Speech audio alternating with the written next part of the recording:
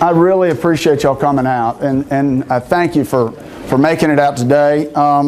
Before you head out, I want you to grab one of these, and I'm going to mention it in a moment. They're on the tables, and we have some cards if you get a chance, if you like what you hear today or see. Little things like emails to friends, yard signs, those kind of things make a world of difference in a campaign like this. So, I'm Todd Atwater. I'm a candidate for House District 87, Nikki Haley's seat. Nikki's vacating that seat to go for bigger and better things. I wouldn't run for this. I've told a number of you that. I wouldn't run for this if Nikki were staying. She's done just a fabulous job. But we need to keep the conservative values in the district. We need to make a change at the State House. And that's the reason why I'm running. Let me introduce a few of the blessings in my life that are here today, if you don't mind.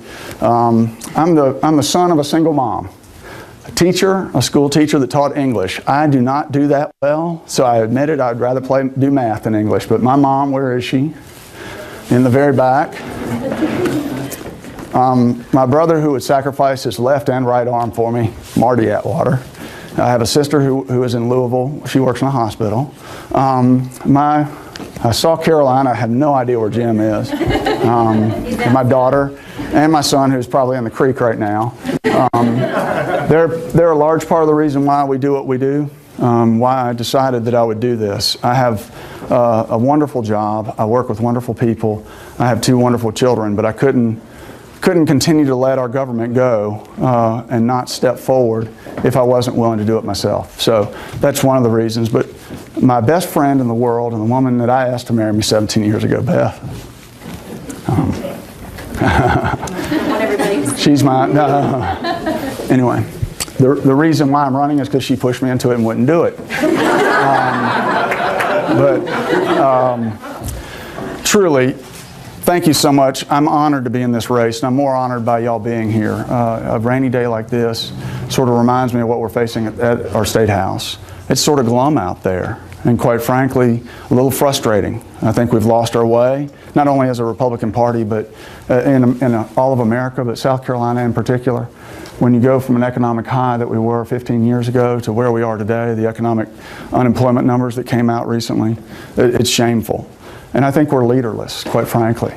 I believe in a limited government, accountability, honesty, and transparency. I think we ought to have a government that supports our families and, more importantly, supports our businesses. And we aren't doing that anymore. What frustrated me so much to make me want to run was 2 years ago, at the end of the budget cycle, there was a $1 billion surplus. And I asked friends and neighbors, do you know where that $1 billion is? I asked people in the State House, where is the $1 billion? Please raise your hand if you know where that $1 billion went, or you can feel the impact of that $1 billion. Thank you. I've asked that question. I've yet to get a hand raised. When you have a $1 billion surplus and you can't account for it, and 2.5 years later you have a $1 billion shortfall, I think our leaders are not leading as they should. They're spending money in an unaccountable fashion, and that is the most egregious thing I think you can have in government.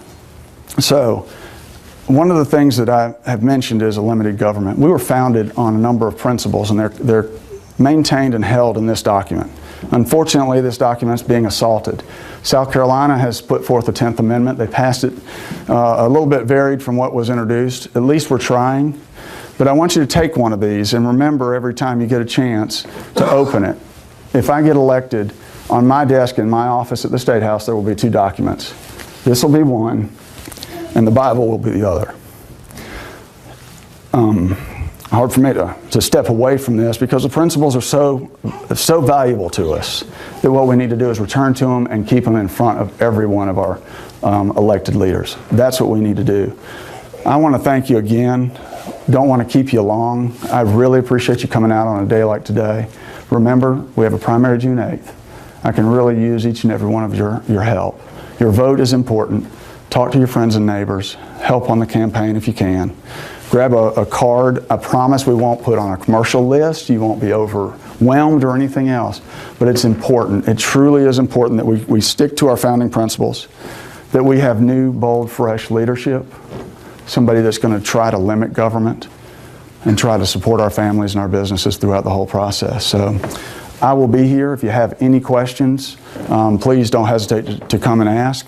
My wife knows the answers better than I do, and I don't hesitate to say that. So please, thank you so very, very much. Stick around for a little while, please, and help eat this food down and drink the drinks. But again, you honor me simply by coming out today. Thank you very much.